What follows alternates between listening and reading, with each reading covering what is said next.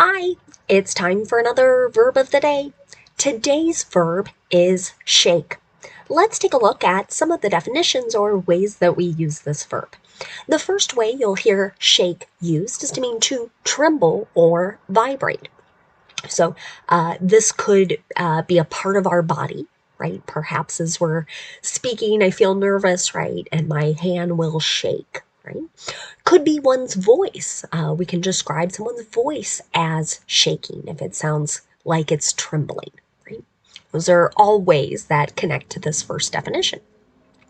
A second way you might hear shake used is to mean to move an object or move a person up and down or from side to side with a rapid or forceful movement. So, with this second definition, I think it might help for us to have kind of an image or picture in our mind. Imagine someone is sleeping, and you call out, "Hey, wake up!" Right? They don't move. Right? So maybe you touch them on the shoulder and you start to move them side to side in order to wake them. A third way you might hear shake used is to mean to shock, surprise, or upset the composure of someone or something. So you might hear certain news shocking or surprising someone or something. You should know that shake is an irregular verb. To make the progressive form, we need to drop the E and then add ing to form shaking. The past tense form of this verb has a different spelling, so it's shook, and we pronounce it shook. Shook. The participle form of this verb is spelled shaken and is pronounced shaken. Okay. Now, there are actually a number of phrasal verbs that use shake. And many of them have multiple meanings, so we're going to focus our discussion on those today. The first phrasal verb we'll look at is to shake down. This could have a couple different meanings. One would be to extort money from someone. And extort might be a new word. Think of this like cheating someone out of money. So, in an example sentence, we might hear in the movie, mobsters shook down the union boss. This sentence is an example of the simple past tense, and this idea the mobsters are stealing or cheating money from this particular head of the union. A second way you'll hear shake down used is to mean to make a thorough search of some place or some area. An example here. The police shook the house down looking for evidence from the crime. So here they're thoroughly searching for something. Maybe it's the weapon or something that was used to commit a particular crime. It's another simple past tense sentence. The second phrasal verb we'll discuss is to shake off. This can have a couple different meanings. One would be to get rid of an illness. An example of that. I can't shake off this congestion. So I thought that was a great example. You might notice my voice is a little different today. I've been sick for a few days, very congested, and it seems like I am not able to get rid of this particular illness. So that's what I'm using the modal can't there to talk about my lack of an ability to get rid of this particular illness.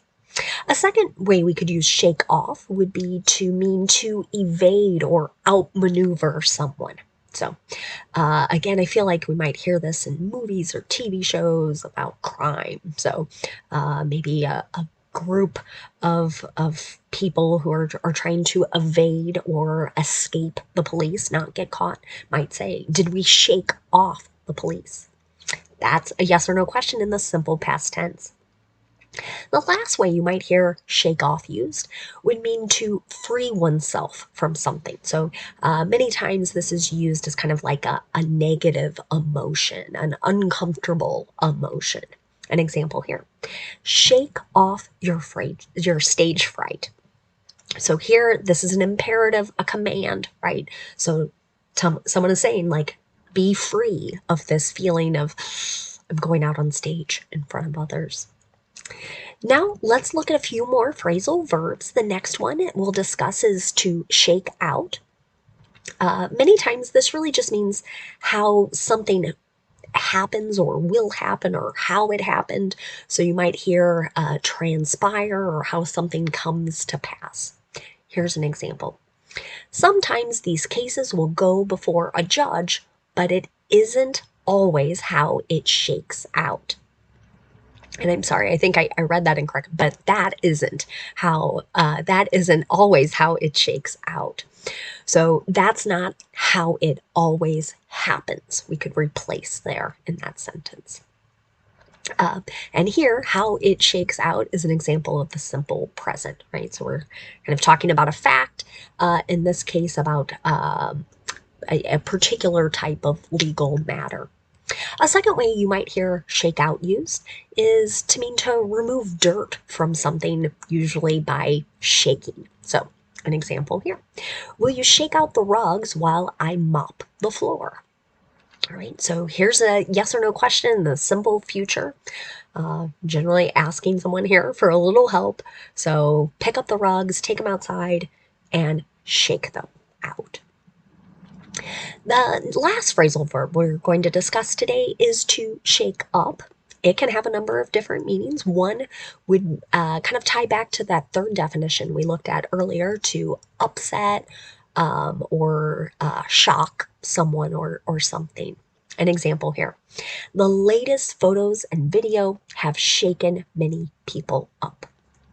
You saw a sentence like this as I was reading the news just about the continuing horrible things occurring in Ukraine, the war crimes that are being committed there. And again, for some people, seeing photos, seeing video of the aftermath or what remains really upsets them. And that's what that sentence is describing. Another way we can use shake up is to mean to make some major changes. So, an example of this. Management is shaking things up by laying off hundreds and reorganizing many departments.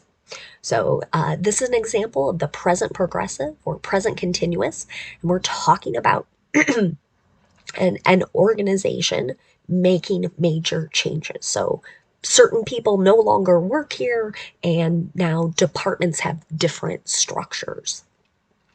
The last way we could use shake up is to refer to mixing things in some sort of container, and again, we're mixing them through shaking. So, a way you might see this used might be in a recipe, like in this example sentences.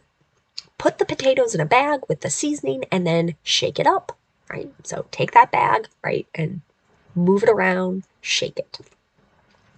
That last example there is another imperative, right? We're giving a command. There's no stated subject there. And I'm afraid I might have, in my first shake up example here, forgot to say that this is the present perfect. Have shaken many people up. Okay, let's move on now to some words and phrases that are related to our verb shake. The first word we're going to look at is just the noun form of this word. So, same spelling, same pronunciation. Just like our verb, the noun can have a number of different meanings. We'll take a look at 4 today. The first way you might hear shake used is just to refer to the act of shaking. So, an example, give the dice a shake, right? If you play various games, right, you might be used to putting dice into a cup, maybe in your hand, right, and going kind of like this, right? That idea, shaking. And a second way to use that noun shake is to refer to a sprinkling of something. So, an example of that.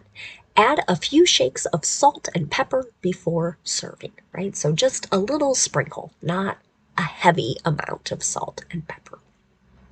A third way you might hear shake used as a noun is to refer to some sort of fit of trembling or shivering, right?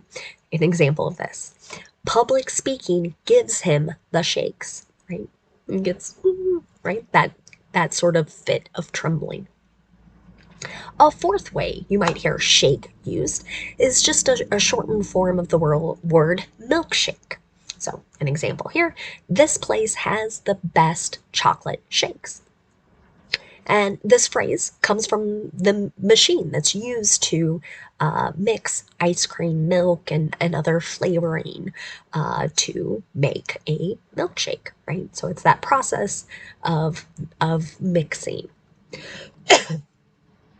The next word we're going to take a look at is the adjective shaky. This might be used to describe something that is unstable. An example of that, this table leg is pretty shaky, right? Like, oh, I don't know if this table is going to continue standing or if it can support a lot of weight. A second way you might hear shaky used is to describe something that is not safe or something that is not reliable.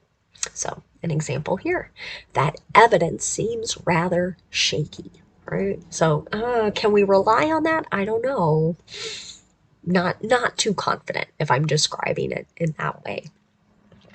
Now for a couple phrases. The first, I hope it came to mind as you heard this verb here, to shake hands, right? So we're describing someone clasping their right hand with another person's right hand, and it might be done to signal agreement. It might also be done as a greeting.